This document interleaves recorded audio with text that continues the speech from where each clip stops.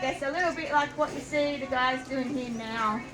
So we can't, I guess, provide them with exactly natural range of behaviours exactly like they would have in the wild, but we try to replicate it here in the zoo, and that's what you see happening here at the moment. You'll see the guys using their digging abilities.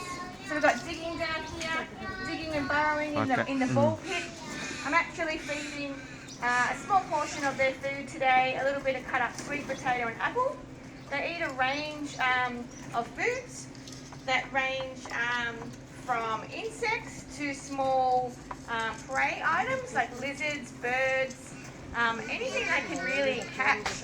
They are what we class as carnivores. I don't know if you'll see, but when you look closely, they do have a mouthful of canine sharp pointed teeth, and that's again so they can catch and kill.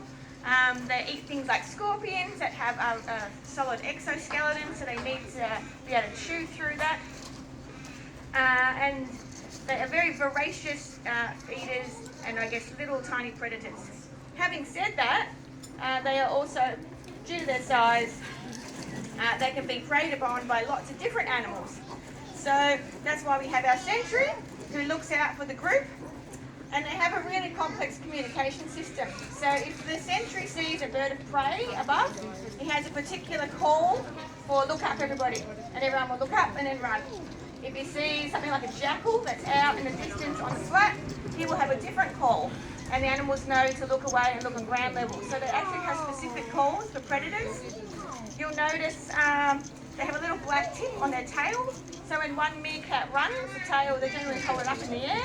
So it's a visual signal as well, and everybody else will run. They live within a burrow system. So they have, if this was the natural habitat where I'm standing now, the whole exhibit would be covered with underground burrow systems. So they do spread their burrow systems out, sometimes for kilometres underground. They have nest chambers, breeding chambers. Out towards the edge of their foraging areas and habitat, they have bolt holes. So they'll just have little safety bolt holes so that at any time, if that sentry tells them if there's something dangerous there, they will use those bolt holes on the edge of their burrow system to get away quickly. So they're pretty clever, they're pretty ingenious little animals.